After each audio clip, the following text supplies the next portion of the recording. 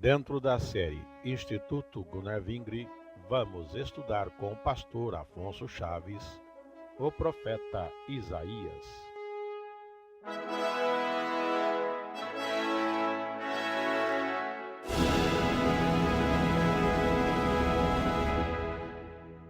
Nesta oportunidade que temos, entramos no estudo do livro do profeta Isaías, profeta esse, segundo as Sagradas Escrituras, no verso 1 já o apresenta como sendo filho de Amós, trazendo ele as mensagens ou aquilo que ele viu a respeito de Judá e de Jerusalém, nos dias dos reis Uzias, Jotão, Acás e Ezequias, reis de Judá.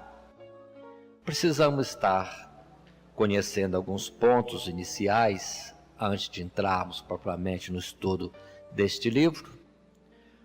O primeiro fato que queremos estar colocando: Isaías é um nome que significa salvação de Deus, ou o Senhor Deus salva.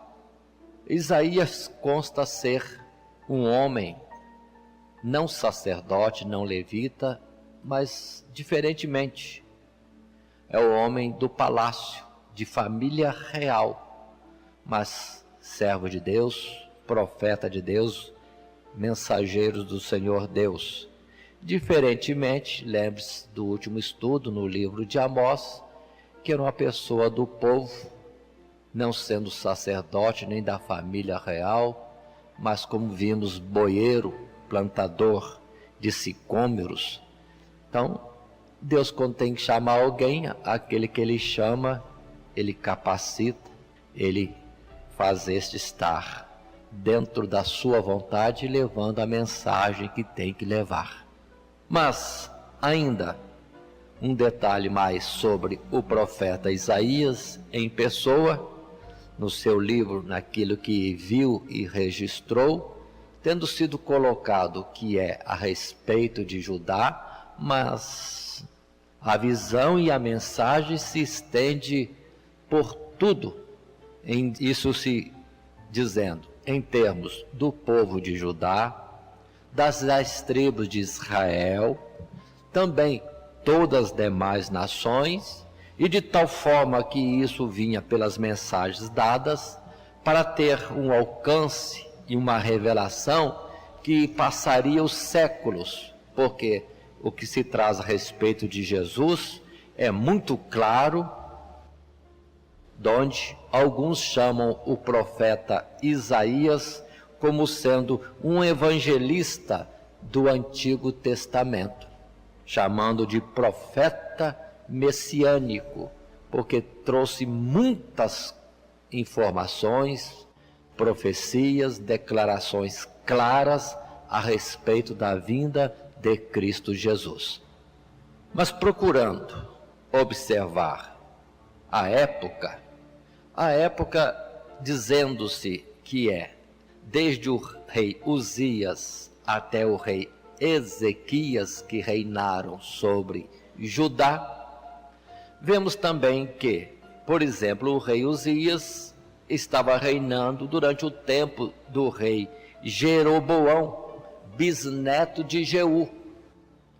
Estamos numa época em que temos as 10 tribos ao norte e Judá com Benjamim ao sul, e Isaías pertence à família real Jerusalém, da tribo de Judá. Mas ainda as 10 tribos formavam o reino de Israel. Mas observem, vários reinados são os reinados pelos quais passou Isaías, desde Uzias até Ezequias. Um período longo, aproximadamente 750 anos antes de Jesus vir, até 700 anos antes. Um período calculado de 50 anos de ministério. Rei Uzias, observe bem a expressão bíblica, também Jotão, seu filho, Acás e Ezequias. Já no rei Ezequias, ao término do ministério de Isaías, vai acontecer todo aquele juízo que já estudamos em Oséias e em Miqueias, em Amós, sobre o reino de Israel. Então, Isaías profetiza em um tempo dos dois povos existindo, até um tempo em que as 10 tribos não mais existirão. Período longo, mas continuemos e vamos ver outros detalhes. Ainda de época, o profeta Isaías está profetizando, trazendo a mensagem de Deus, além da época desses reis, quase ao final do reinado das 10 tribos de Israel, mas também no tempo em que havia um crescimento do poder da nação da Assíria, cuja capital era Nínive. Fazendo relação de épocas e profetas, lembremos que Jonas profetizou a Nínive no tempo de Jeroboão, rei de Israel, bisneto de Jeú, tempo em que Isaías começou também a trazer a mensagem da parte de Deus. Então todas essas coisas estão acontecendo ao mesmo tempo. Os últimos reis de Israel, também Jonas, na palavra que Deus lhe deu, em particular para Nínive, na Assíria, e Isaías também com as suas mensagens. Continuemos mais um pouco. Repito uma observação já feita anteriormente. Ainda que não há uma sequência definida na apresentação do livro, uma ordem cronológica das mensagens, usa-se dividir o livro em 2 grandes partes. A primeira parte, intitulada O Juízo de Deus, que será um juízo de Deus sobre o seu povo e sobre todas as nações, utilizando, conforme foi anunciado pelos profetas anteriores, em especial Oséias, Miqueias e Amós, vindo pela mão da Assíria. E isso vai desde o primeiro capítulo do livro de Isaías até o capítulo 39. Um texto muito longo, trazendo juízo de Deus sobre o seu povo e demais nações. Nesse meio tempo, vamos ver o anúncio das transgressões do povo de Israel e o castigo já previsto. Também o castigo sobre as demais nações. E no capítulo 36, 37, 38, 39, um acontecimento no tempo do rei Ezequias. Mas este acontecimento nós não deveremos estar tratando aqui, em particular no livro do profeta Isaías. Deixo para o comentário, estudo no livro de 2 Reis, no capítulo 18, onde isso é também colocado. A mesma citação, os mesmos registros. Muito bem. A outra parte que temos, a segunda parte que o livro é subdividido para fins de estudo, na forma didática de uma apresentação, vem do capítulo 40 a 66, que é a salvação de Deus anunciada, com mensagens contra a idolatria e promessas de uma poderosa salvação da parte de Deus. Aí está, todo o livro, longo livro de Isaías, 2 tópicos que em geral os comentadores destacam: juízo de Deus e também a salvação de Deus anunciada. Mas, ao estudarmos esses 66 capítulos, ainda fora deste título, Juízo de Deus e a Salvação de Deus, vamos ver, de certa forma, alternada em vários capítulos, por todo o livro, as citações diversas sobre a vinda do Messias, a redenção que ele operaria em nosso favor e também o seu reino, a constituição, formação, glória do seu reino, que seria a glória de Israel, entendendo Israel como povo de Deus, que que já em Oséias Deus disse: não é meu povo aqueles que não andam nos seus mandamentos. E ali frisa também que serão seu povo, constituirão o seu povo todos aqueles que, na verdade, não sendo chamados ainda seu povo, o serão, porque estarão sendo admitidos ao povo de Deus. E assim destacamos aquela expressão Israel, que muitos colocam como uma nação em termos humanos. Não é. Israel é todo aquele que luta com Deus e permanece até o fim. Aí que está a expressão Israel. Muitos olham só a nação, que no passado era a nação figura, mas a palavra principal é esta: aquele que luta com Deus e prevalece. Aí está o título do salvo, donde os que lutam com Deus e prevalecem são de todas as nações, todas as tribos, todas as línguas e todos os povos, revelado depois de uma forma bem clara em Apocalipse. A obra salvadora de Deus anunciada por Isaías, vamos ver isso também, não se detém à descendência física de Abraão, mas todo aquele, em todo lugar e em todo tempo, que se achega ao Senhor, verdadeiro Deus, Criador, Deus de Abraão, Isaque e Jacó. Continuemos. Como disse, iniciando no capítulo 1, que seria dentro do primeiro tópico, ou tema, o juízo de Deus, temos a parte numa subdivisão, os 12 primeiros capítulos, que estaremos estudando, iniciando, mas vamos no capítulo 7, abrir o leque em 2 novos temas. E o assunto agora seria as transgressões de Israel, a sua infidelidade e o castigo já para acontecer. Vamos, portanto, ao livro propriamente dito de Isaías, no capítulo 1. Tendo já apresentado o primeiro verso nesta introdução, vejamos o que Deus diz, trazido agora pelo profeta.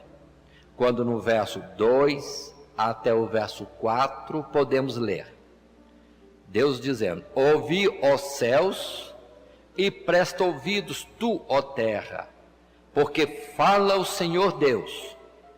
Criei filhos e exalcei-os, mas eles prevaricaram contra mim. O boi conhece o seu possuidor, e o jumento a manjedoura do seu dono, mas Israel não tem conhecimento. O meu povo não entende. Ai da nação pecadora, do povo carregado de iniquidade, da semente de malignos, dos filhos corruptores, deixaram o Senhor, blasfemaram do Santo de Israel, voltaram para trás. Esta situação do povo de Deus não conhecer a Deus, figurada aqui em que o boi conhece o possuidor e o jumento conhece a manjedoura do seu dono, mas o povo de Deus não conhece o seu Deus. Que absurdo, que contradição. Não apresenta uma situação nova, mas antiga. Ai deles, já outros profetas disseram.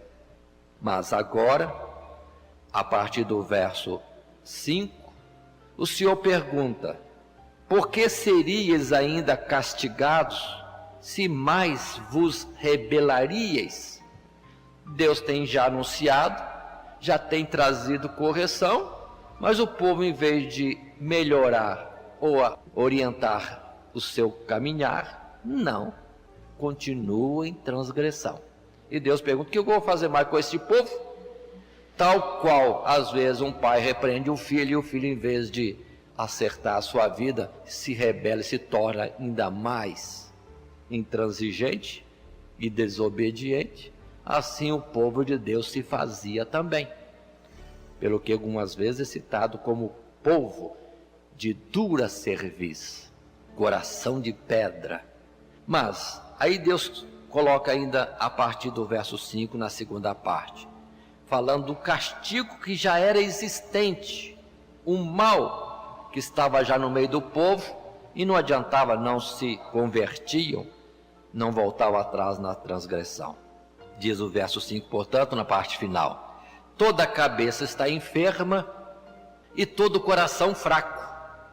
Desde a planta do pé até a cabeça não há nele coisa sã, senão feridas e inchaços e chagas podres, não espremidas, nem ligadas, nem nenhuma delas amolecida com óleo.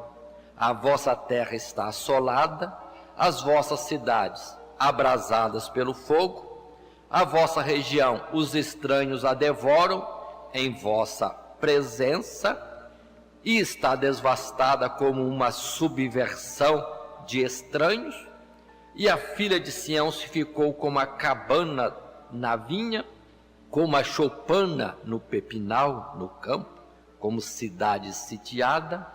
Se o Senhor dos Exércitos nos não deixar algum remanescente, já como Sodoma, seríamos e semelhantes a Gomorra.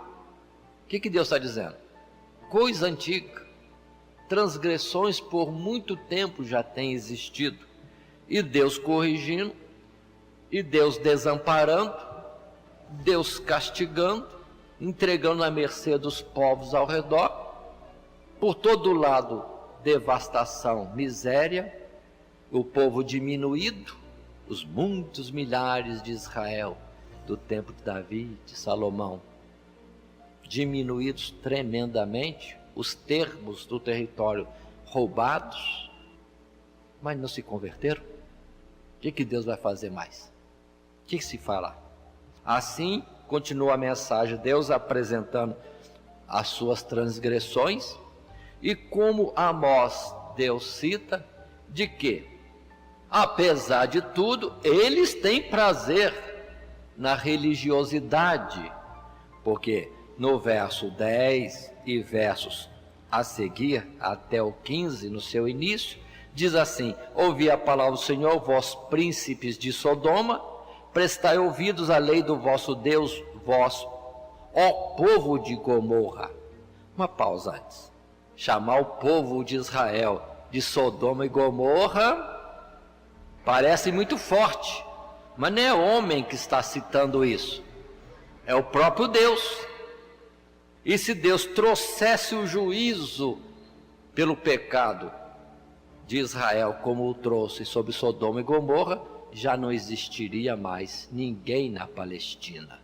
Por isso que diz a palavra anterior: se o Senhor não nos deixara um remanescente, um resto, há muitos estariam destruídos. Então o pecado era muito grave.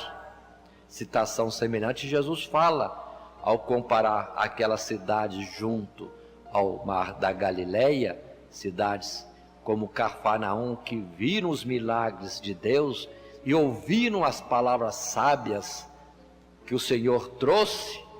No dia do juízo não terá escape, porque se Sodoma e Gomorra tivessem ainda existentes, ouvindo aquelas palavras e vendo aqueles milagres, já teriam convertido. Então observe que o povo de Israel, o povo de Deus, estava pior do que os povos que já tiveram alguma repreensão drástica no passado. Continuando no verso 11, Deus pergunta: de que me serve a minha multidão dos vossos sacrifícios, diz o Senhor? Já estou farto dos holocaustos de carneiros e da gordura de animais nédios. Não folgo com o sangue de bezerro, nem de cordeiros, nem de bodes. Quando vindes para comparecerdes perante mim, quem requereu isso de vossas mãos, que viesseis pisar os meus átrios? Não tragais mais ofertas debalde. O incenso para mim é abominação, e também as festas da lua nova e os sábados. e a convocação das congregações. Não posso suportar a iniquidade, nem mesmo o ajuntamento solene. As vossas festas da lua nova e as vossas solenidades as aborrece a minha alma, já me são pesadas, já estou cansado de as sofrer. Pelo que quando estendeis as mãos, escondo de vós os olhos. Sim, quando multiplicais as vossas orações, não as ouço. Observe, o povo continuava na religiosidade, como um povo que busca a Deus no cerimonial, nos rituais, nas festividades marcadas, mas Deus o chama de Sodoma e Gomorra. Não conhecem a Deus, estão totalmente fora da sua vontade, são corruptos, são um povo carregado de iniquidade, semente de malignos, mas a aparência estava boa. Lembremos do profeta Joel, que também acusou algumas coisas assim. Antes de Deus passar, parece que é um jardim do Éden, parece que está tudo bonito, tudo bem, mas passando Deus como fogo consumidor, o que vai ficar em pé diante da sua justiça e da sua perfeição? Verso 15 no final explica a causa de tudo isso, quando Deus, além do que citou antes, diz: as vossas mãos estão cheias de sangue. Mãos cheias de sangue. Já ouvimos antes pelos outros profetas. Homicídios sobre homicídios. Opressão no meio do povo. Muitos enriquecendo através da injustiça no comércio e nas leis que decretavam. Mas, apesar disto, continua o Senhor na sua longanimidade a exortar o povo para uma vida melhor, para uma vida correta. Verso 16 a 19 diz neste assunto: lavai-vos, purificai-vos, tirai a maldade de vossos atos diante dos meus olhos e cessai de fazer mal. Aprendei a fazer o bem, praticai o que é reto, ajudai o oprimido, fazei justiça ao órfão, tratai da causa das viúvas. Vinde então e arguí-me, diz o Senhor, ainda que os vossos pecados sejam como a escarlata, eles se tornarão brancos como a neve. Ainda que sejam vermelhos como o carmesim, se tornarão como a branca lã. Se quiserdes e ouvirdes, comereis o bem desta terra. Observe, se houver, sim, uma procura de Deus em sinceridade, o aborrecimento do mal, como os ninivitas na mesma época já estavam fazendo, aí sim, comereis o bem desta terra. Mas vem o verso 20, já mostrando que, caso contrário, o castigo é certo, o juízo de Deus já está às portas. E fala desta forma: mas se recusardes e fordes rebeldes, sereis devorados à espada, porque a boca do Senhor Deus o disse. Então já está determinado. Mas, ainda que determinado o juízo, Deus propõe, exorta a mudança de comportamento. É o que vimos em Joel, é o que vimos em Oséias, e constantemente pelos profetas, Deus anunciando a transgressão do povo, o castigo estava vindo, mas volta-se àquela expressão: ainda assim, agora, convertei-vos a mim de todo o vosso coração. Continuando a palavra, verso 21 a 23, ainda deste primeiro capítulo, outras iniquidades são apontadas, quando se diz, verso 21, como se fez prostituta a cidade fiel. Paremos.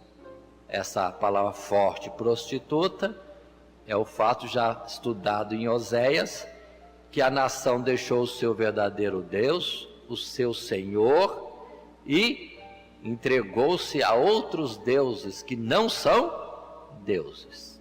O pecado da idolatria, de servir a outros senhores, a outros deuses que não são Deus, isso Deus chama de prostituição espiritual, o adultério espiritual, que vemos também citado no Novo Testamento, quando se ama ao mundo, deixando o próprio Deus, o Criador de todas as coisas.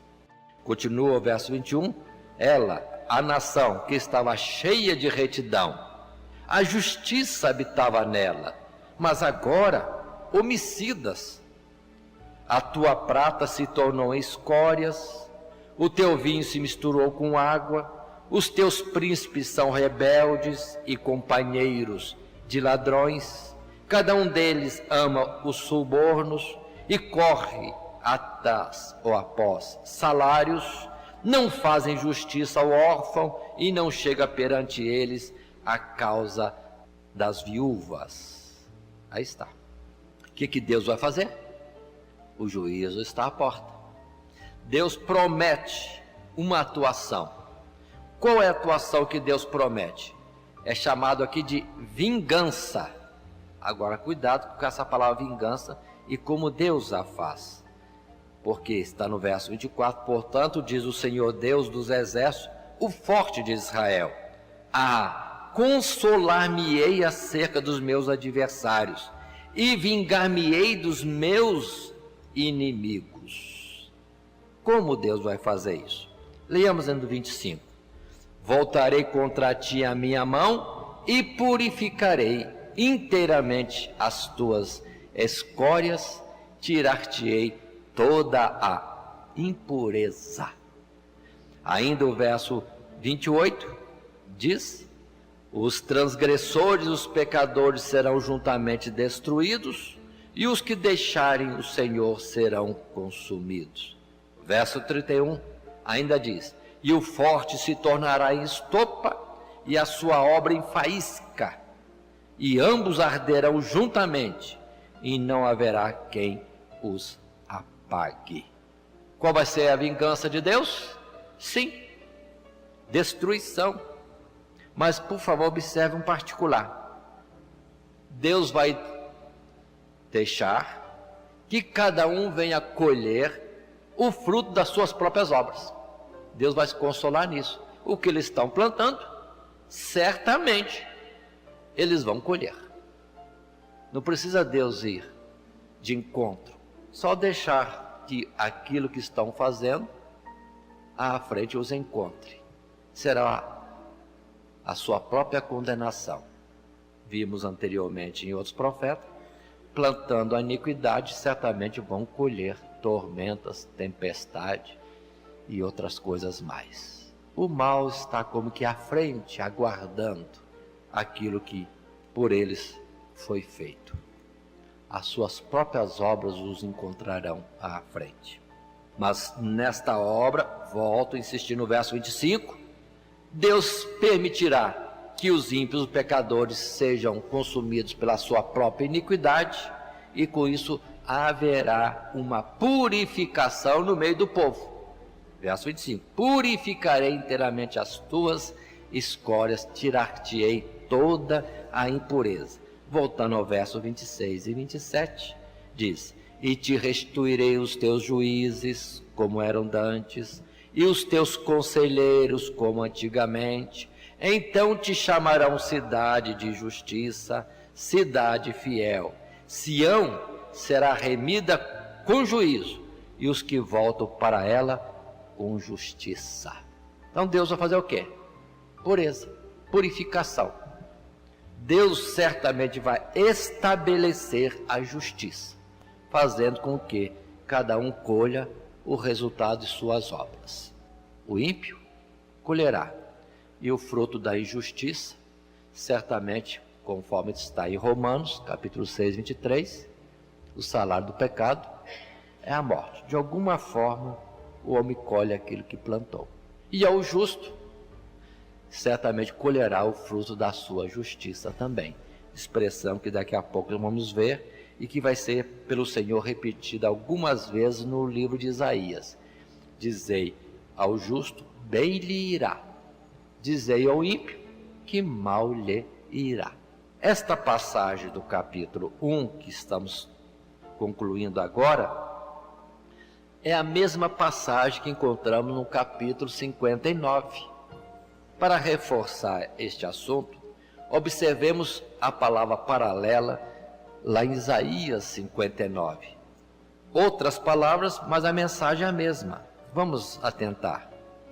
Capítulo 59, os primeiros 4 versos. Eis que a mão do Senhor não está encolhida para que não possa salvar, nem o seu ouvido agravado para não poder ouvir. Mas as vossas iniquidades fazem divisão entre vós e o vosso Deus, e os vossos pecados encobrem o seu rosto de vós, para que vos não ouça, porque as vossas mãos estão contaminadas de sangue, e os vossos dedos de iniquidade. Os vossos lábios falam falsamente, e a vossa língua pronuncia perversidade. Ninguém há que chame pela justiça, nem ninguém que compareça em juízo pela verdade. Confiam na vaidade e andam falando mentiras, concebem o trabalho e produzem a iniquidade. Como que Deus vai abençoar? Ele é abençoador, tem prazer na benignidade. Ele é amor, mas como? De fato, o pecado faz separação de Deus e a humanidade, o ser que Ele criou para ser a sua imagem e semelhança. Versos 7 e 8 ainda fala: os seus pés correm para o mal e se apressam para derramar o sangue inocente. Os seus pensamentos são pensamentos de iniquidade. Destruição e quebrantamento há nas suas estradas. Não conhecem o caminho da paz, nem há juízo nos seus passos. As suas veredas tortuosas as fizeram para si mesmos. Todo aquele que anda por elas não tem conhecimento da paz. Essas palavras fortes são usadas também por Paulo lá em Romanos. Não há um justo sequer. Com toda essa gravidade aqui, Paulo cita exatamente isso lá em Romanos capítulo 3. Todos desviaram e destruídos estão da glória de Deus.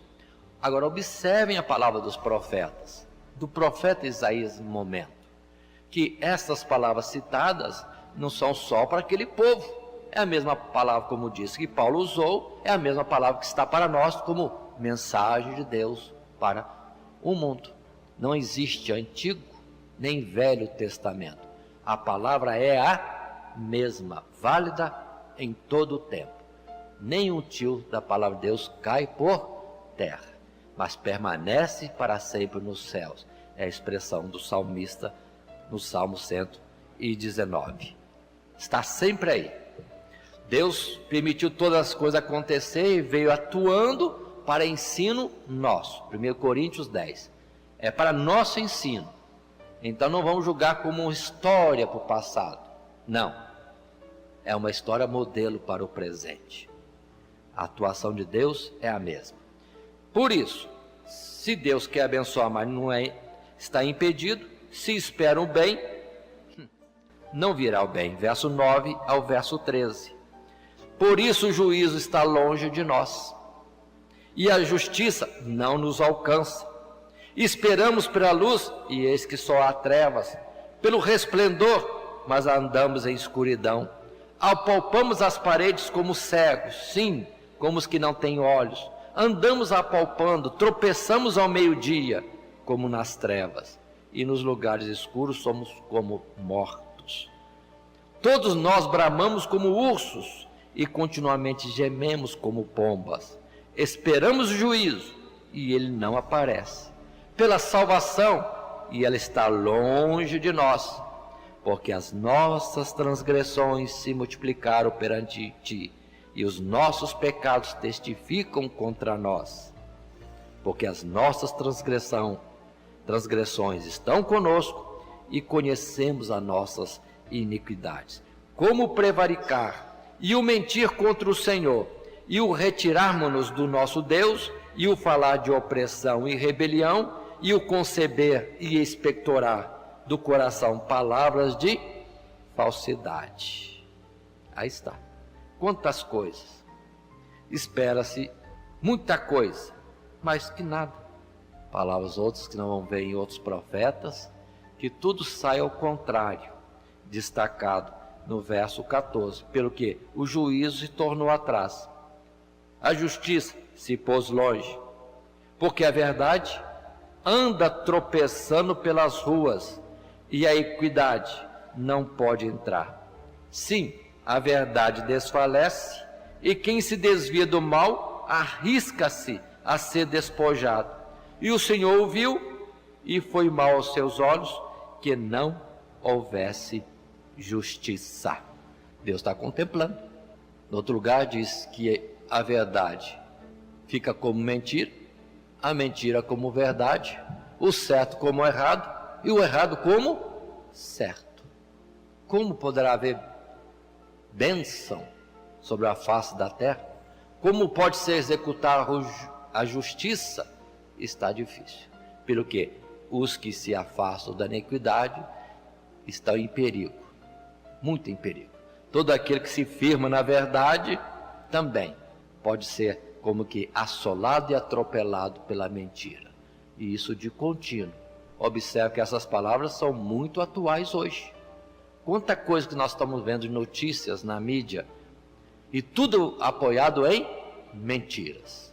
Quem é que fala a verdade? Procuras pela verdade em líderes religiosos e políticos, dos governadores, naqueles que devem trazer o bem sobre o povo, mas tudo apoiado em mentiras. São acusações, são muitas e muitas investigações de coisas achadas como errado, mas no final é o dito pelo não dito e nada é acertado. E o povo continua na opressão. E a verdade não rompe.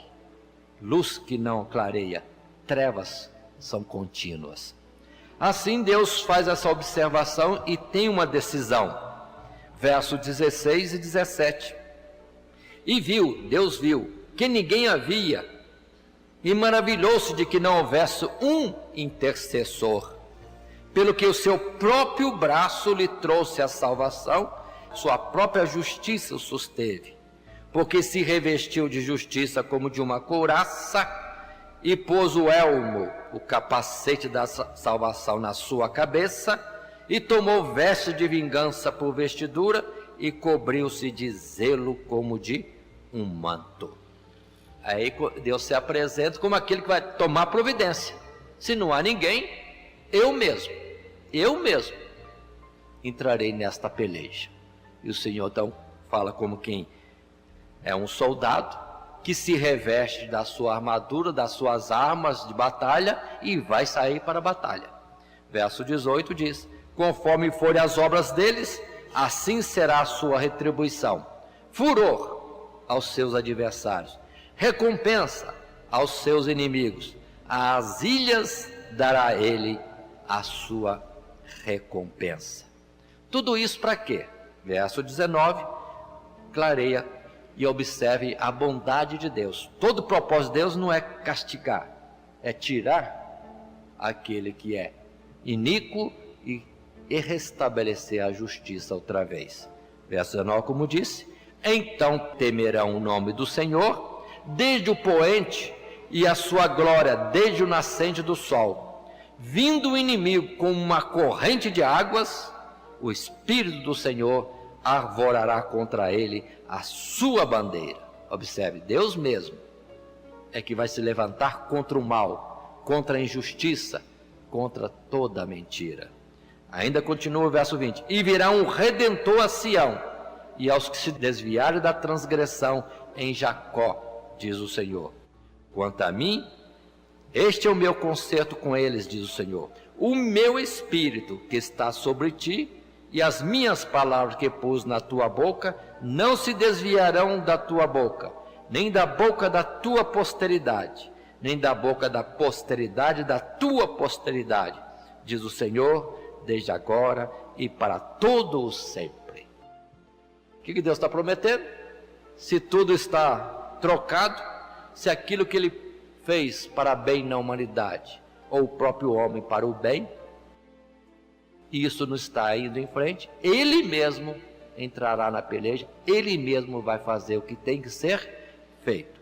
E observe, haverá, verso 20, ouvirá um Redentor a Sião, e aos que se desviarem da transgressão em Jacó, diz o Senhor. A palavra também pregada por João Batista, por Jesus e pelos apóstolos. Arrependei-vos e convertei-vos a Deus, e todas as coisas serão restauradas, porque já temos um Redentor. Essa é a promessa do Senhor Deus. Então observem, Deus condena a iniquidade no meio do povo, fala que as suas obras terão a recompensa, mas entretanto, enquanto há tempo, propõe a mudança de comportamento, porque Ele vai agir, vai atuar para que seja restabelecida a justiça, que prevaleça a justiça e a verdade. Assim sendo, o capítulo 2 ainda confirma esta obra de Deus. Voltemos ao capítulo 2. O propósito de Deus é esse mesmo. O profeta Isaías, com o seu nome significando o Senhor salva, ou a salvação é de Deus, ele está apresentando isso nas entrelinhas de que Deus é o Salvador. Capítulo 2 então diz, no primeiro verso: visão que teve Isaías, filho de Amós, a respeito de Judá e de Jerusalém. Mas já disse antes, estendamos, isso vai longe. Qual é a visão? Verso 2 ao verso 5. E acontecerá nos últimos dias que se firmará o monte da casa do Senhor no cume dos montes, e se exalçará por cima dos outeiros, e concorrerão a ele todas as nações. E virão muitos povos e dirão: vinde, subamos ao monte do Senhor, à casa do Deus de Jacó, para que nos ensine que concerne aos seus caminhos e andemos nas suas veredas. Porque de Sião sairá a lei, e de Jerusalém a palavra do Senhor. Uma pausa. Isso já vimos antes. Outro profeta falou a mesma palavra. De Sião sairá a lei, e de Jerusalém a palavra do Senhor. Ainda estendamos esta explicação e a lembrança de que muitos estão olhando para a religião, muitos estão olhando para Roma, muitos estão olhando para a cidade vizinha nossa aqui, cidade da padroeira do Brasil. Muitos estão olhando para Jerusalém terrestre, mas não e não. Ainda hoje, a palavra de Deus sai de Jerusalém e a sua lei do Monte Sião, dos lugares celestiais. O tempo da figura já passou. É para nós olharmos para cima, como disse o apóstolo Paulo, onde está o Senhor, ou de onde virá o Senhor no seu dia glorioso. É Jerusalém celestial, Gálatas capítulo 4, Paulo explica tão bem ali. Lá é que está a nossa cidade, e lá é que está o trono do nosso Deus, de onde sai lei e palavra para nós. Continuando, verso 4 e 5, a obra que o Senhor está prometendo fazer, diz: e ele exercerá o seu juízo sobre as nações, e repreenderá muitos povos, e estes converterão as suas espadas em enxadões, e as suas lanças em foices. Não levantará a espada nação contra nação, nem aprenderão mais a guerrear. Vinde, ó casa de Jacó, e andemos na luz do Senhor. Aí está. Esse é o plano de Deus. Quando vai acontecer isso? Muitos lançam por futuro. Não, precisamos entender, isso já está presente entre nós. quando Cristo Jesus foi dado ao mundo. Aí sim, ele é aquele que exerce o juízo entre as nações, e observemos que hoje, para Cristo Jesus, converte gente de todos os povos, repito, nações, línguas e tribos. A salvação é para o mundo inteiro, o mundo todo, chamada a salvação. No passado, na figura do povo de Israel, descendência carnal de Abraão, mas agora aberto. É as nações que Deus quer salvar. É todos os povos. Deus amou o mundo de tal maneira. E continua ainda. Apesar do propósito de Deus na época de Isaías ser esse, não era a realidade naquela época. Aquela época não, porque ainda não tinha sido estabelecido esses feitos. No momento da época, verso 6, mas tu desamparaste o teu povo, a casa de Jacó, porque se encheram dos costumes do Oriente e são agoureiros como os filisteus e se associam com os filhos dos estranhos.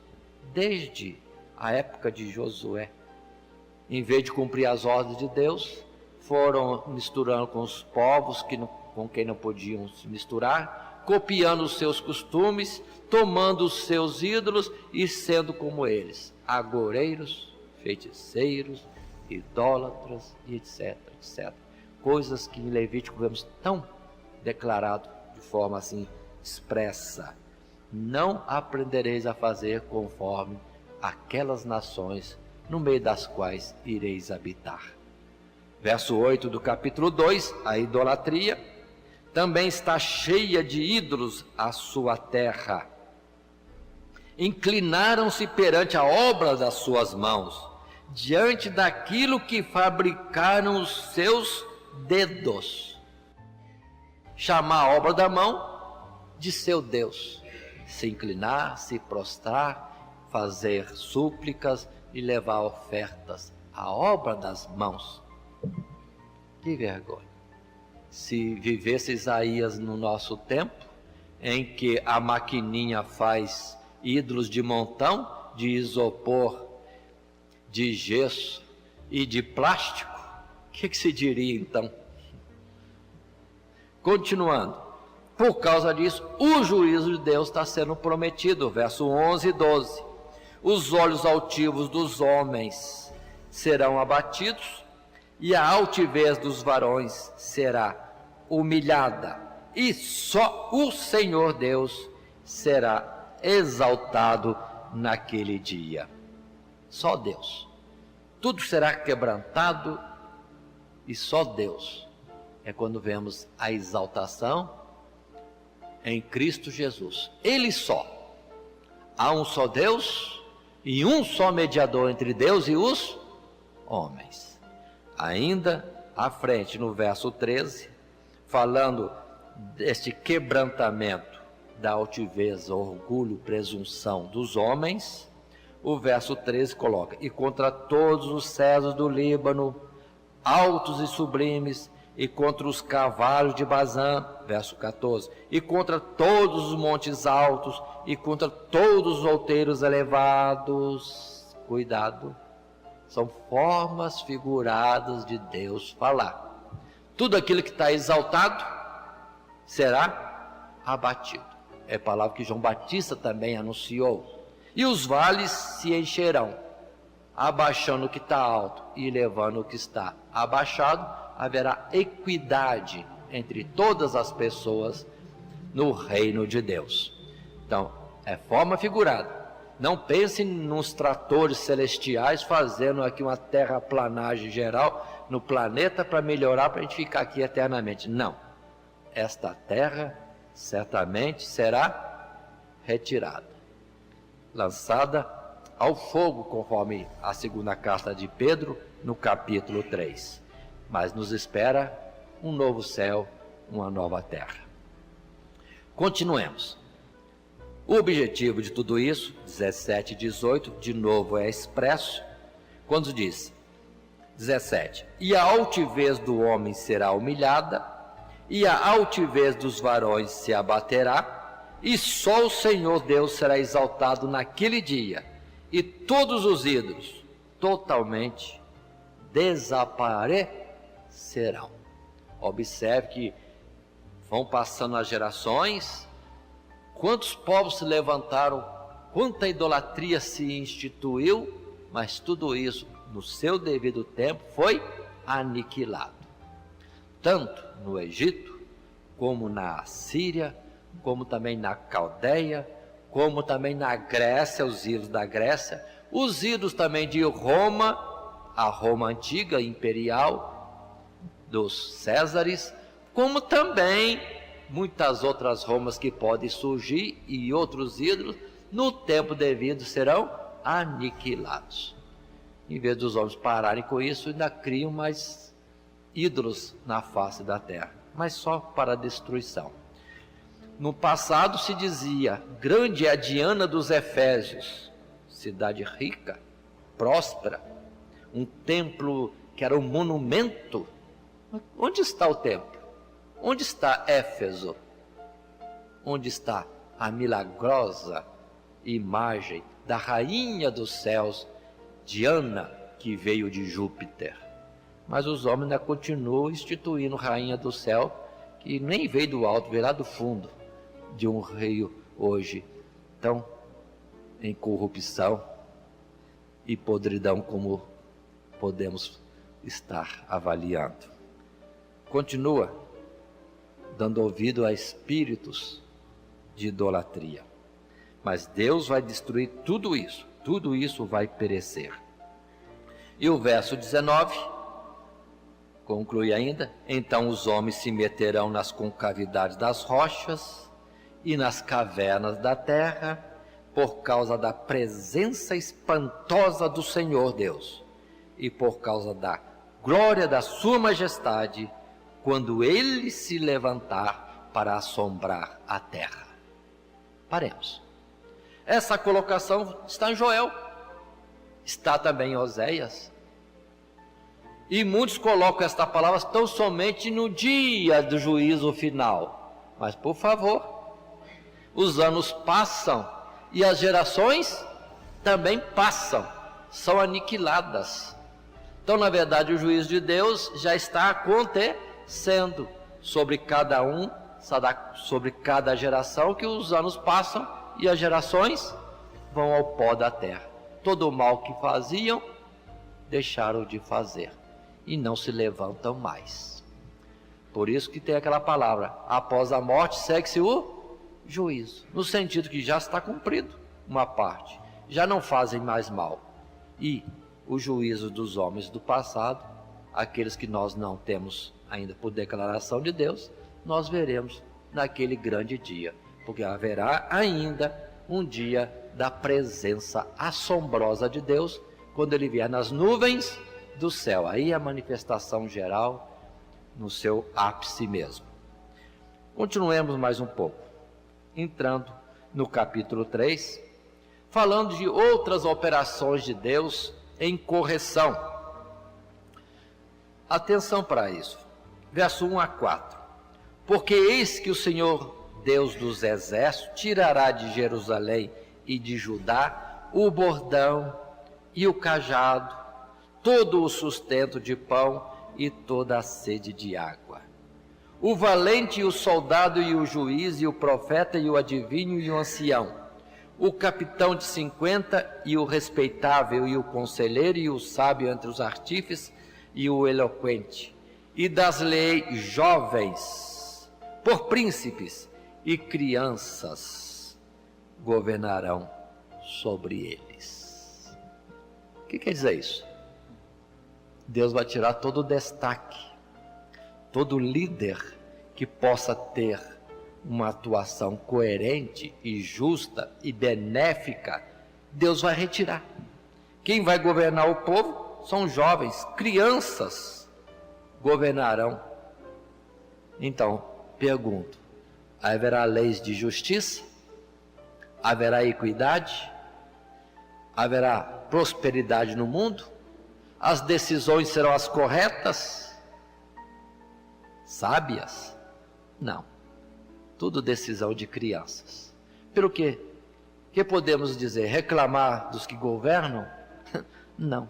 Se é Deus quem dá o que governa, e se Ele deu alguém que não está indo bem no governo, seja isso em qualquer nação, em qualquer nível também, escalão de uma nação, não temos nada que reclamar. Deus não está dando. Se Deus não der, pronto, não haverá homem que possa governar corretamente com justiça e com verdade sobre nação alguma. Aí temos os escândalos, corrupções em todas as esferas na humanidade. Mas continuemos, verso 5, destaca o verso 5. E o povo será oprimido, um será contra o outro, e cada um contra o seu próximo. O menino se atreverá contra o ancião, e o vil contra o nobre. Não estamos vivendo isso? Rebeldia das gerações mais novas? Não tem nada por princípio, não respeita instituição alguma, nem os mais velhos, coisa alguma. Que dizer? Reclamar? Não. Falta da bênção de Deus. Não tem outra forma senão, como Joel disse, e outros lugares se diz, que vamos estar fazendo? Lançar a boca no pó, talvez haja esperança. De que se queixa o homem? Queixe cada um dos seus próprios pecados. Não tem que reclamar. A questão, primeiramente, vem de Deus. Tiago diz, não erreis, todo dom, toda dádiva perfeita, vem do Pai das luzes. Se nós temos isto, é porque não veio dele. E para termos isso, temos que buscar dele. Aí a palavra também de Paulo, orar por aqueles que estão colocados em eminência, para que tenhamos, aí segue, tenhamos o bem sobre a face da terra. Capítulo 3 continua. Versos 6 e 7 é um modelo. Quando algum for ter com seu irmão a casa de seu pai, dizendo, tu tens roupa, sê o nosso príncipe, e toma sob a tua mão esta ruína. Naquele dia levantará este a voz, dizendo, não posso ser médico, nem tampouco há em minha casa pão ou veste alguma, não me ponhais por príncipe do povo. E cada um vai querer que o outro assuma, para dar um jeito na situação, mas não tem o que resolva. A questão é transgressão do povo da humanidade contra Deus, não tem solução. Observe o que é que nós estamos vivendo. Quantos modelos de governo se levantou no mundo? A cada época um modelo. A solução é o nazismo. Não, a solução é o fascismo. Não, a solução é o comunismo. Não, a solução é o capitalismo. Não adianta. Todo aquele que ousar pegar essa ruína para arrumar, Obama que o diga lá. Como é que estão as coisas? Quantos colocar nele os olhos? Ele vai resolver. Coitado. Está aí a situação. De Deus veio o bem. De Deus veio o bem. E a promessa de Deus é que tiraria tudo. Até os líderes com capacidade. É Ele que institui juízes. É Ele que institui príncipes. É Ele que institui os governantes. É Ele que dá a sabedoria. Então, e como vai dar Ele isto, se Ele olha a humanidade e só vê iniquidade, corrupção, idolatria? Continuando, ainda no verso 9, outra forma de Deus apontar o pecado do povo, a aparência do seu rosto testifica contra eles, e publicam seus pecados como Sodoma, não os dissimulam, ai da sua alma, porque se fazem mal a si mesmos. Esta é a palavra de Isaías naquele tempo. Se naquele tempo tivesse televisão, então, hein? Em que se diria, então, a cores e ao vivo, toda forma de transgressão, pior do que Sodoma e Gomorra. O que é iníquo, o que é ruim, o que é mal, isso chama atenção e é aquilo que a mídia se dedica.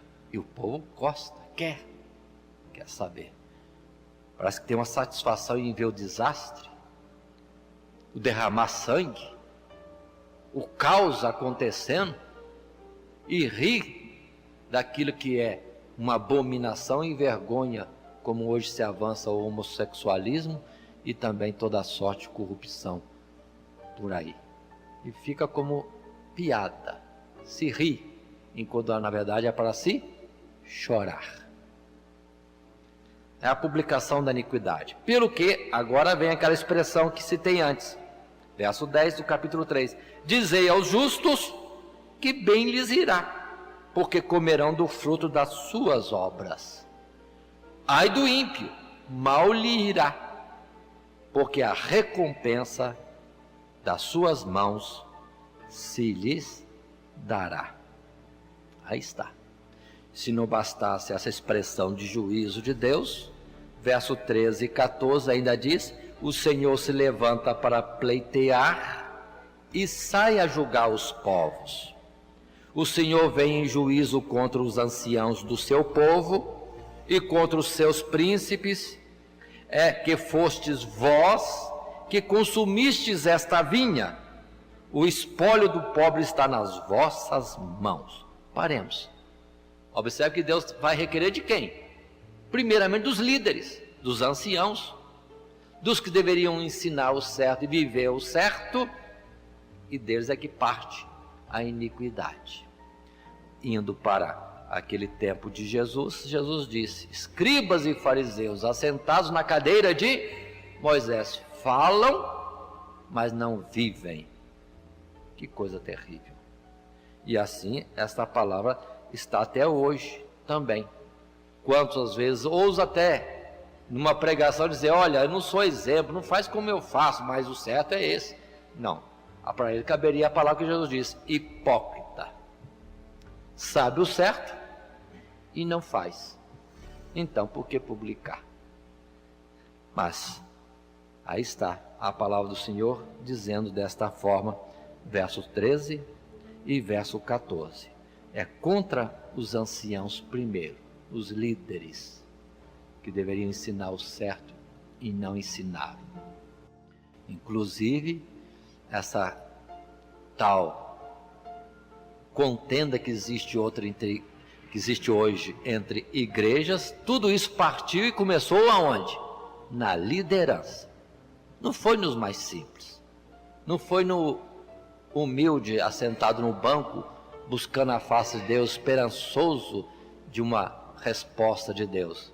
Muitos líderes abriram o caminho do erro, e o povo vai atrás, na ideia de que não tem importância, não é bem assim, mas agora pode, o meu pastor autorizou, ali eu posso ser daquela igreja, que isso é que eu gosto de fazer, eu posso fazer ali. Então ninguém segue o mandamento do Senhor. Alguém colocou isso como norma. Líderes. Verso 16, ainda a expressão de juízo.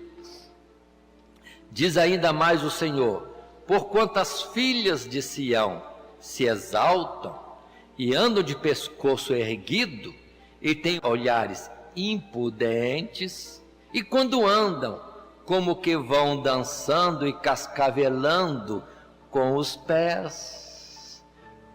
O que quer dizer isso? Imagina uma jovem toda cheia de si, folgosa andando. Deus está olhando. Muitos estão assim, como que, muito bem. Igreja na sua formosura, almas, pessoas achando que estão com a aprovação e com tudo, crescendo-se, inchando-se em si mesmas. O que é que Deus vai fazer? Verso 24 e 25. E será que em lugar de cheiro suave, o perfume, haverá fedor, e por cinto uma corda, e em lugar de encrespadura de cabelos, calvície, e em lugar de veste larga, cilício, e queimadura em lugar de formosura. Teus varões cairão à espada, e teus valentes na peleja. Deus não vai poupar. Muitos vivendo como se tivesse tudo a mil maravilhas, e esquece que nós temos que estar preparados para o grande e terrível dia do Senhor. Quem parará em pé diante do furor do nosso Deus? Aí está.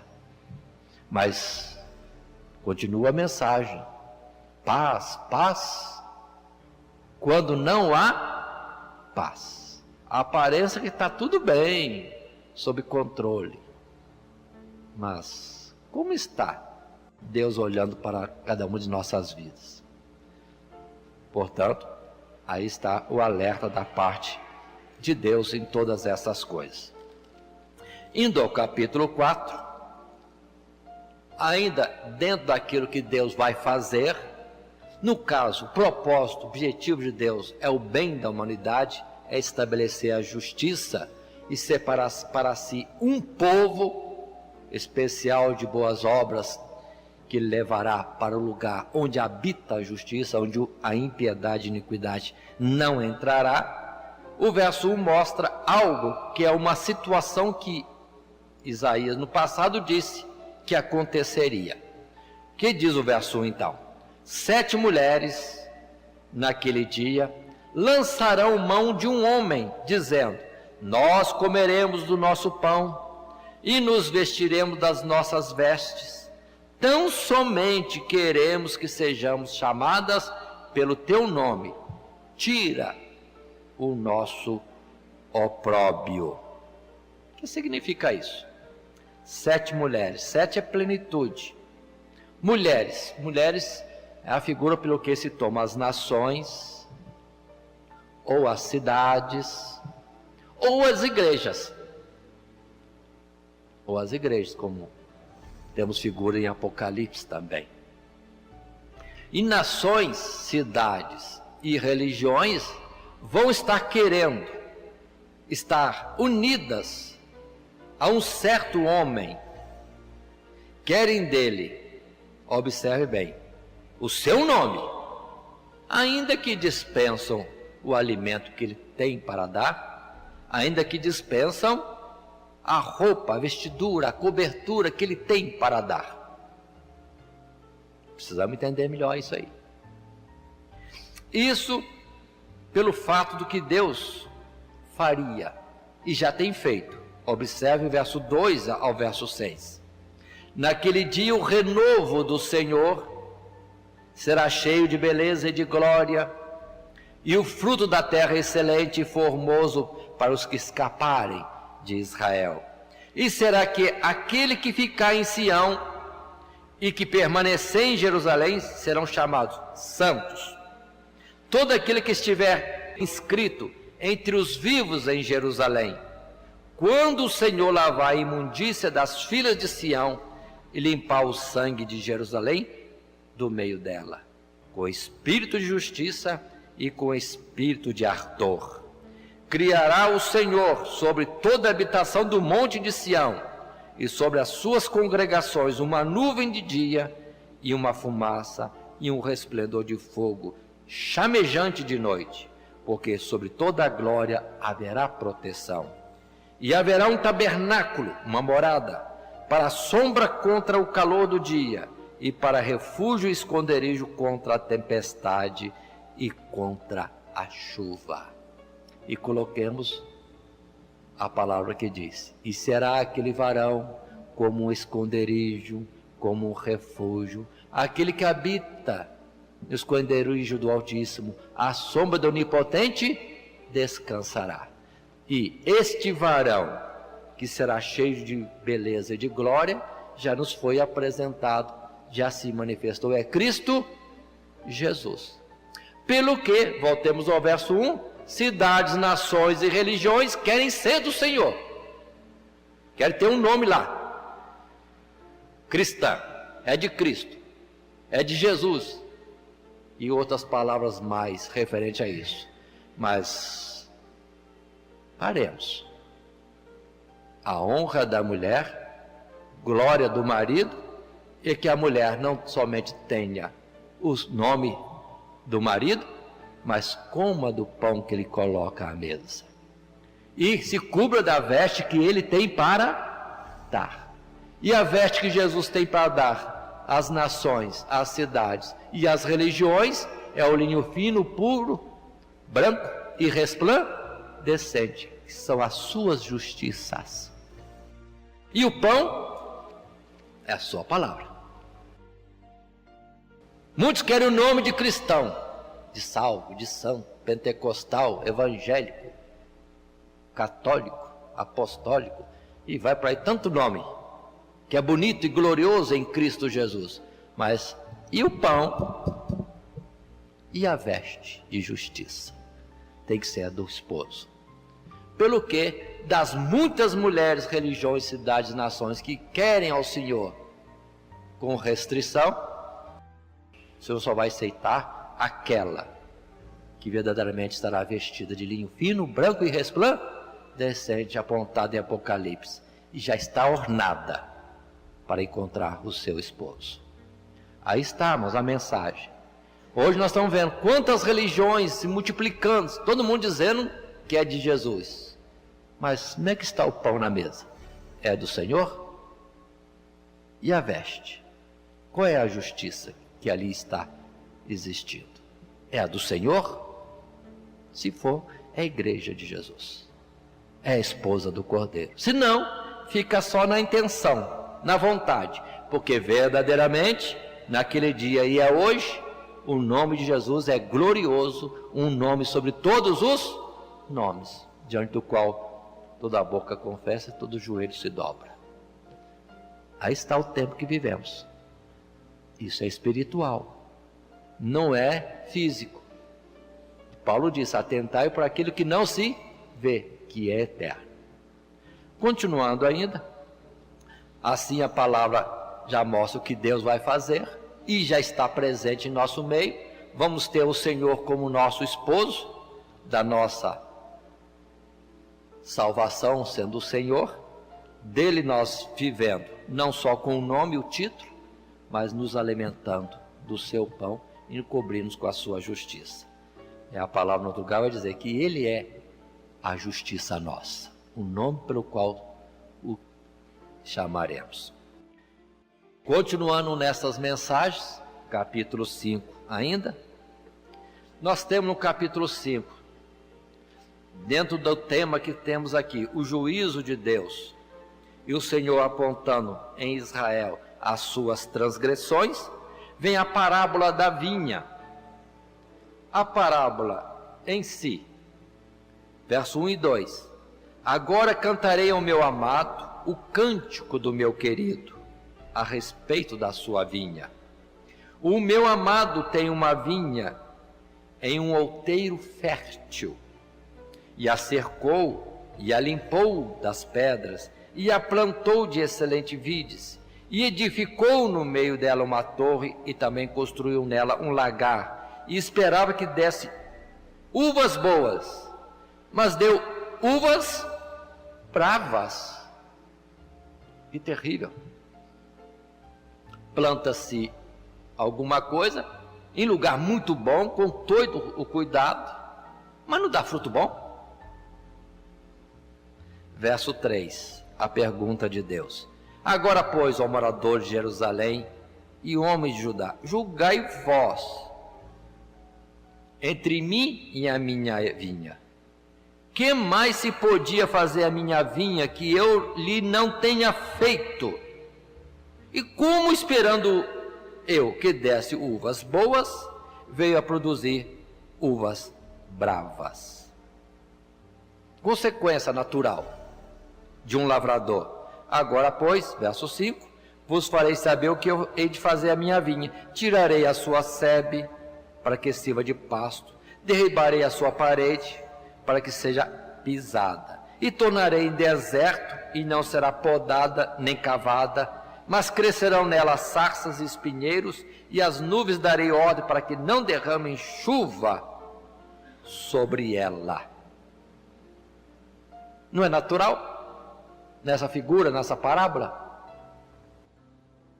que Jesus também disse: o machado está à raiz da árvore. Ainda há uma súplica: espera mais um tempo, mais um ano. Mas se não der fruto, será cortada. Isso não é árvore, não é vinha. Aí vem o verso 7 com a interpretação: porque a vinha do Senhor dos Exércitos é a casa de Israel, e os homens de Judá são a planta das suas delícias. Esperou que exercesse juízo, e eis aqui opressão. Justiça esperou ele, e eis aqui clamor. Tudo ao contrário. Agora voltemos um pouco numa expressão lá atrás que nós vimos: anciãos, a vós deve-se isso, o cuidado da vinha, e que Jesus cobra dos principais do povo e sacerdotes, dizendo: eles são lavradores que tinham que cuidar da vinha, mas eles preferem trabalhar com a vinha para o seu próprio deleite. E Jesus falou que o dono da vinha mandava profetas, pessoas para colher o fruto, mas sempre eram mortas, injuriadas, oprimidas, desacreditadas. Até que o Senhor da vinha disse: mandarei o meu filho, respeitarão o meu filho. Mas qual é a atuação dos senhores lavradores da vinha? Matemos o filho e fiquemos com a vinha. Muitos têm feito das religiões isso também. Tem como que apagado o nome de Jesus e a sua palavra para ficarem senhores da vinha. Isso ainda continua. Então, ele é que dita a lei, ele é que dita a norma, como se se levasse aos céus. Mas não interessa.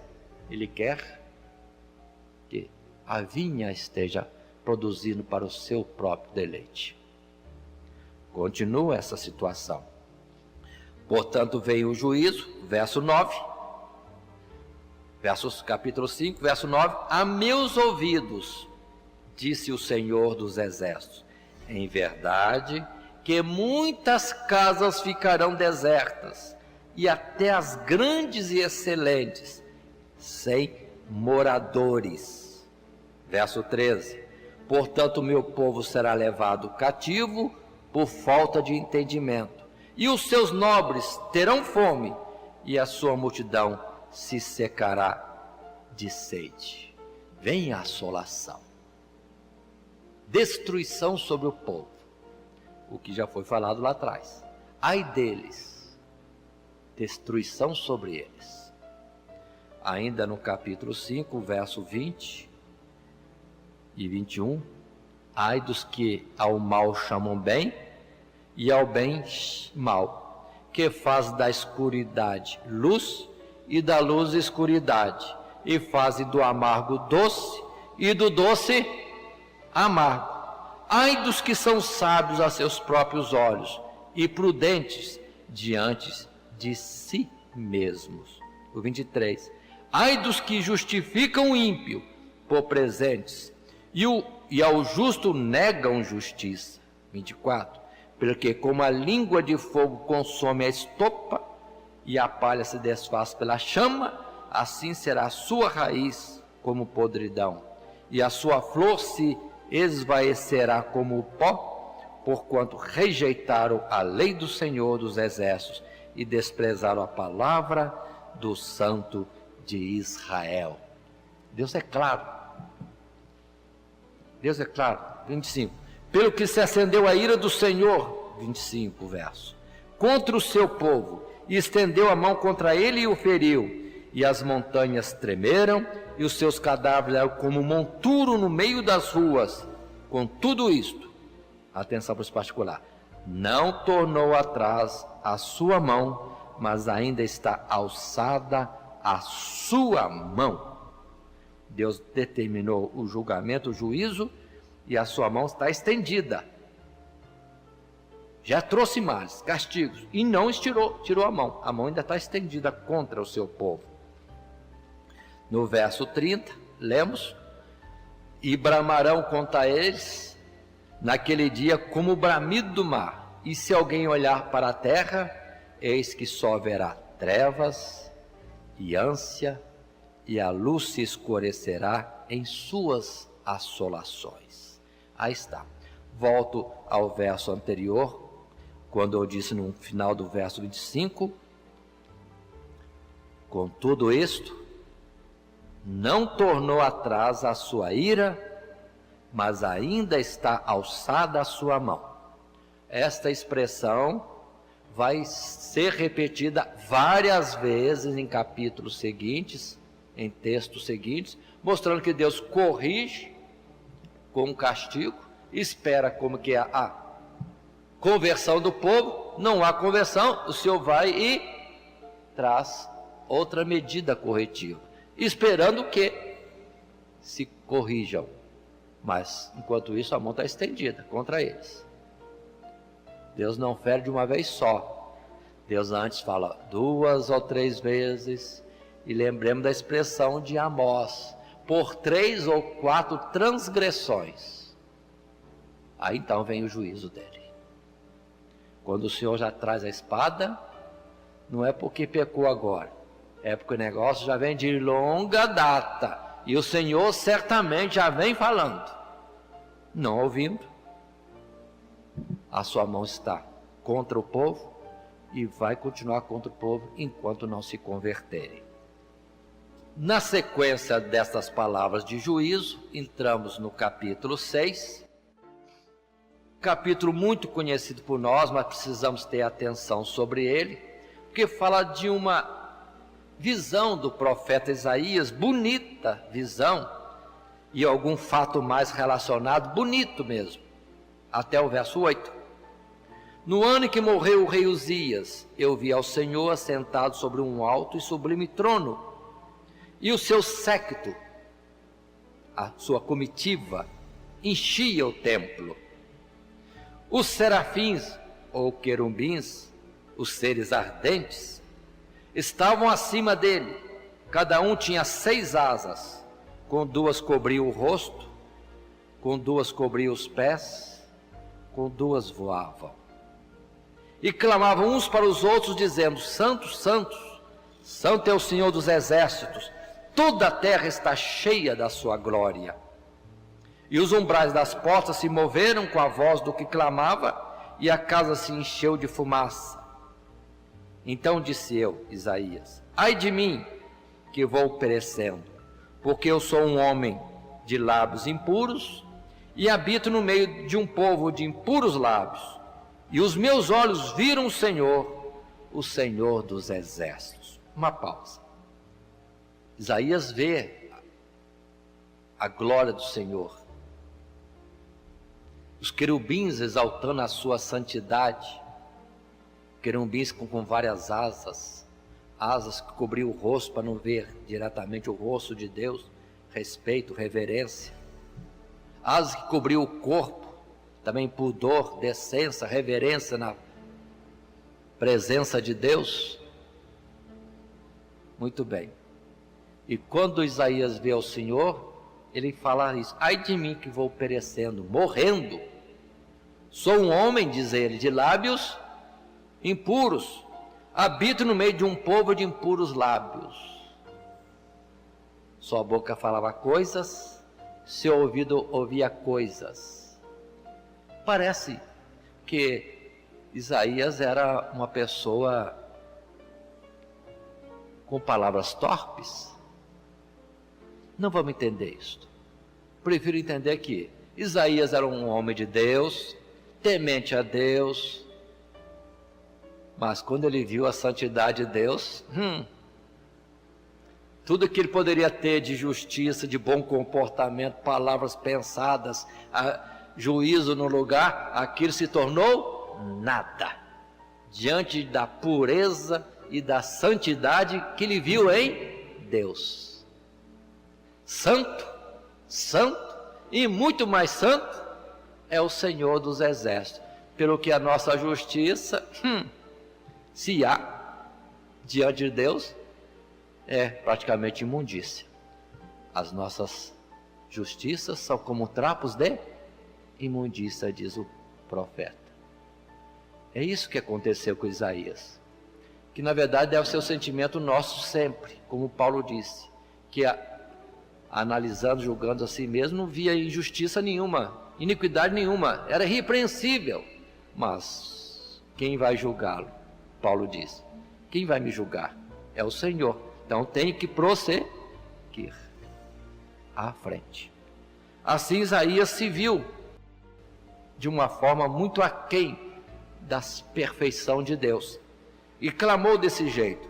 Mas felizmente, verso 6, um dos serafins voou para mim, trazendo na mão uma brasa viva que tirara do altar com uma tenaz. Com ela tocou a minha boca e disse: eis que isso tocou os teus lábios, e a tua iniquidade foi tirada e purificado o teu pecado. Aí, irmão, na verdade ninguém pode purificar-se a si mesmo nem justificar-se. É o Senhor que pode operar isso em nós. Ele é o Senhor que nos justifica. A palavra justifica no dicionário português significa a pessoa ter isenção de falta, ser inocente. Mas entre nós, irmão, não há um justo sequer. Somos justificados, entretanto, pela fé em Cristo Jesus, porque nele ou sobre ele foram imputadas todas as consequências da nossa transgressão. O castigo que nos traz a paz caiu sobre ele e fomos purificados. Vamos continuar. Verso 8. Depois disso, Isaías diz: ouvi a voz do Senhor Deus que dizia: a quem enviarei? E quem há de ir por nós? Então disse eu, fala Isaías: eis-me aqui, envia-me a mim. E a gente encerra geralmente numa leitura aqui, como se terminasse a mensagem, como um propósito bonito, alegre, usando-se muito isso em trabalho missionário. Eis-me aqui, envia-me. Mas vamos ver o contexto do Isaías. As coisas estão boas? Não estão boas. E Deus vai fazer alguma coisa que no momento, naquela época, era boa? Bom, de Deus sempre é bom, mas ai daqueles que não estiverem em condições de receber a visitação de Deus. Pelo que a mensagem se completa mais à frente. Eis-me aqui, envia a mim. Sei, mas que é? Qual é a missão? Verso 9. Então disse ele, Deus disse: vai e diz a este povo: ouvis de fato, mas não entendeis, e vedes em verdade, mas não percebeis. Verso 10. Engorda o coração deste povo, endurece-lhe os ouvidos e fecha-lhe os olhos. Não venha ele a ver com os seus olhos e a ouvir com os seus ouvidos e a entender com o seu coração e a converter-se e a ser sarado. A palavra não é boa, a palavra é de castigo. E é uma palavra que Jesus usou quando foi perguntado, questionado: por que o Senhor fala em parábolas com eles? Porque Jesus falava em parábolas. E muitos entendem que a parábola é para facilitar o entendimento. Não, não e não. Jesus explica: falo para quê? Vejam e não percebam, ouçam e não entendam, porque estão ouvindo de mau grado, de má vontade. Então a palavra não era boa, eis-me aqui, envia-me, mas a mensagem era dura, era contra. Não era evangelizadora, não. Era castigo, repreensão, ouvindo de má vontade. Então ouviriam, veriam.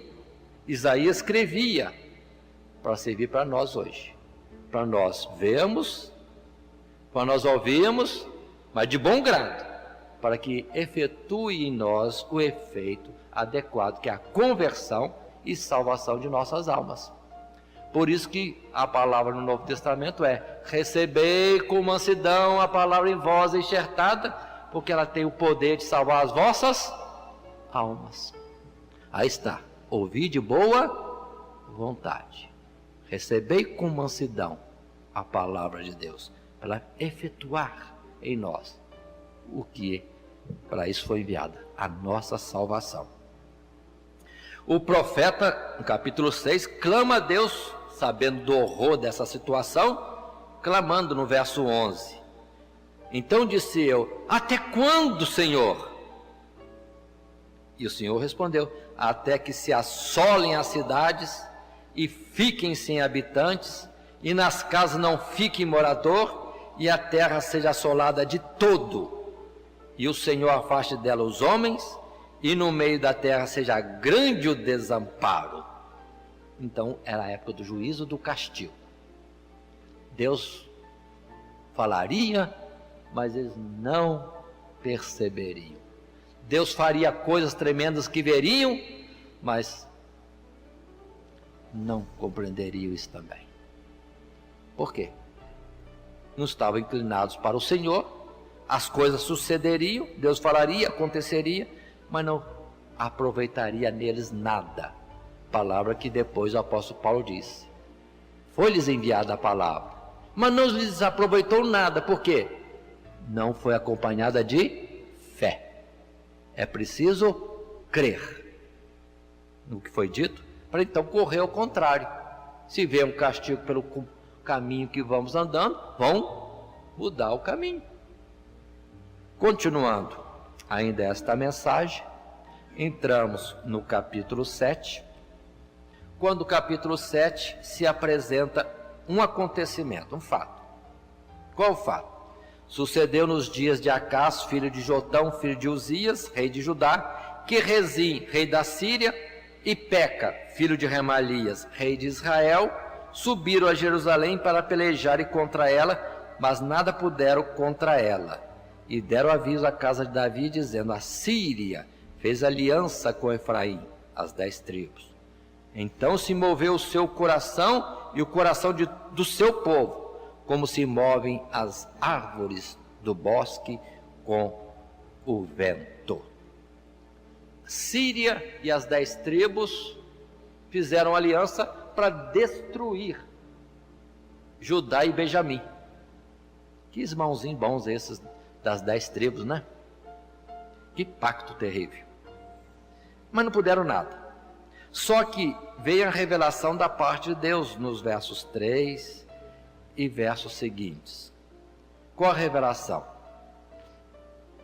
Isaías conta: então disse o Senhor a Isaías: agora tu, o profeta, e teu filho Sear-Jazube, saí ao encontro de Acás, o rei, ao fim do canal do viveiro superior, ao caminho do campo do lavandeiro, e diz-lhe: acautela-te e aquieta-te, não temas, nem se desanime o teu coração por causa destes 2 pedaços de tições fumegantes, por causa do ardor da ira de Rezim e da Síria, e do filho de Remalias, rei de Israel, as 10 tribos.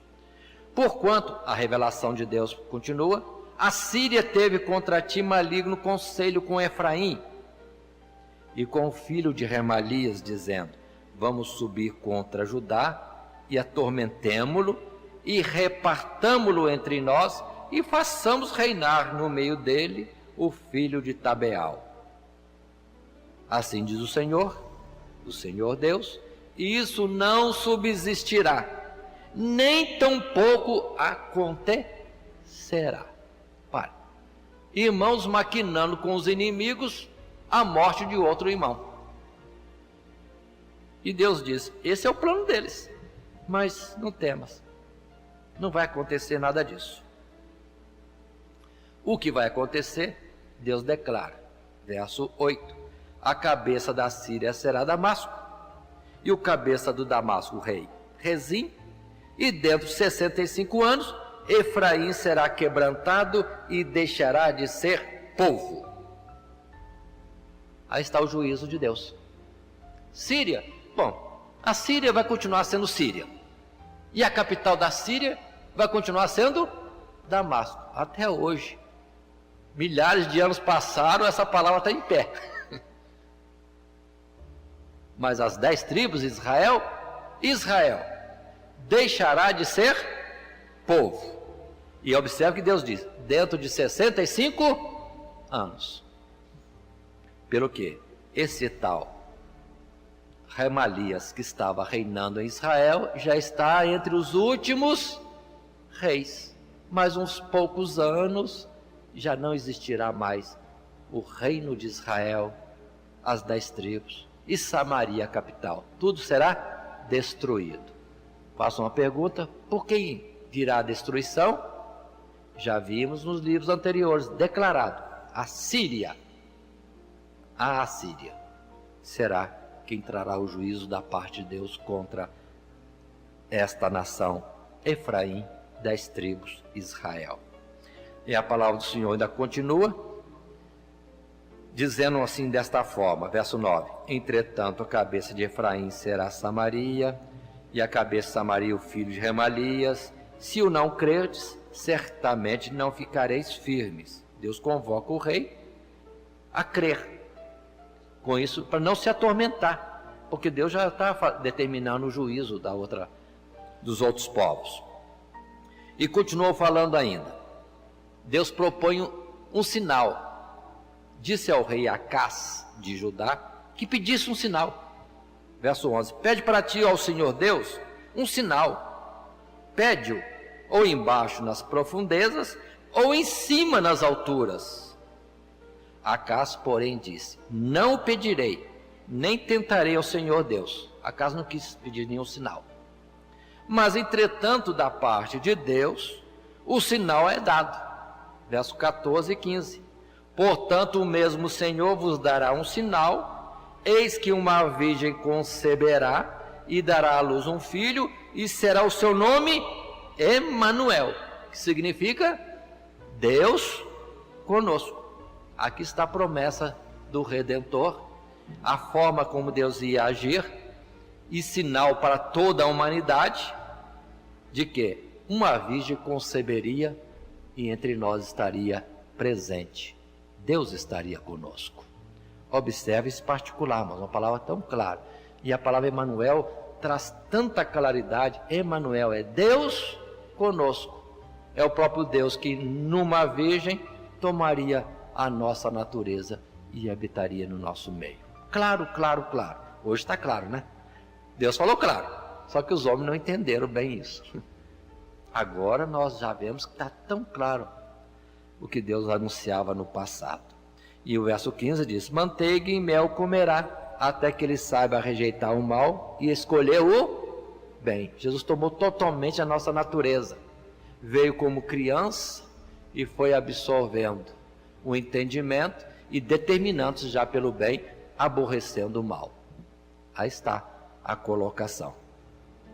Muito bem, mas vem mais revelações, e revelações de juízo da parte de Deus. Por exemplo, o verso 16 vai dizer: na verdade, antes que este menino saiba rejeitar o mal e escolher o bem, a terra de que te enfadas será desamparada dos seus 2 reis. Sobre Judá, Acás era rei. Israel, Remalias era rei em Israel, mas a terra teria a perda dos seus reis. Aí começa o juízo de Deus. Israel vai ser destruído, o rei deixará de existir, mas Judá também perderá o seu rei, não terá mais rei sobre ele. Palavra determinada aqui. Quando isso vai acontecer? Antes que aquele que nasceria da virgem viesse a ter entendimento. Ou seja, antes de Jesus vir ao mundo, estas coisas certamente aconteceriam em Israel. Ainda o verso 17 diz: mas o Senhor fará vir sobre ti e sobre o teu povo e sobre a casa de teu pai, pelo rei da Assíria, dias tais quais nunca vieram, desde o dia em que Efraim se separou de Judá, desde a divisão do povo. Porque há de acontecer que naquele dia assobiará o Senhor as moscas que há no extremo dos rios do Egito, e as abelhas que andam na terra da Assíria, e virão e pousarão todas nos vales desertos e nas fendas das rochas, em todos os espinhos e em todas as florestas. Naquele dia refará o Senhor Deus com uma navalha alugada, que está além do rio, isto é, com o rei da Assíria, rapará assim a cabeça e os cabelos dos pés, e até a barba totalmente tirará. Paremos. O que Deus está dizendo? Confirmando o que falou em Oséias. Deus vai levantar a Síria, o povo da Síria que ele chamou de abelhas, e povo do Egito também que ele chamou de moscas, e vão destruir a terra, limpar a terra. Assim como a navalha tira todos os cabelos, não deixa nada, deixa lisa a superfície da pele, Deus vai deixar lisa a superfície da terra, pela destruição que virá. Verso 21, Deus explica: e sucederá naquele dia que, se alguém criar uma vaca, ou alguém criará uma vaca e duas ovelhas, uma vaca e duas ovelhas, e acontecerá que por causa da abundância do leite que elas hão de dar, comerá manteiga, e manteiga e mel comerá todo aquele que ficar de resto no meio da terra. Paremos. O que quer dizer isso? Que a vaca vai dar leite em abundância, mas tão grande abundância? Não, não, não. A vaca vai dar a mesma medida de leite, só que o povo que vai tomar o leite é muito pouco. Então, uma vaca e apenas duas ovelhas darão leite para fazer manteiga, queijo com abundância para o povo que sobrar, porque ficará muita pouca pessoa na face da terra. Deus de fato estaria trazendo um juízo, uma destruição terrível sobre a terra de Israel. Mas lembremos, é o início, Israel, e depois isso se estende para todas as nações. E aqui no capítulo 7, vamos fazer uma pausa para darmos continuidade depois, apresentando agora com mais detalhe o juízo de Deus sobre Israel e outras nações, e depois também, como foi anunciado no capítulo 7, vamos estar vendo as palavras de Isaías na promessa do Messias, que certamente e brevemente seria manifesto ao mundo. Deus nos abençoe em Cristo Jesus. Amém.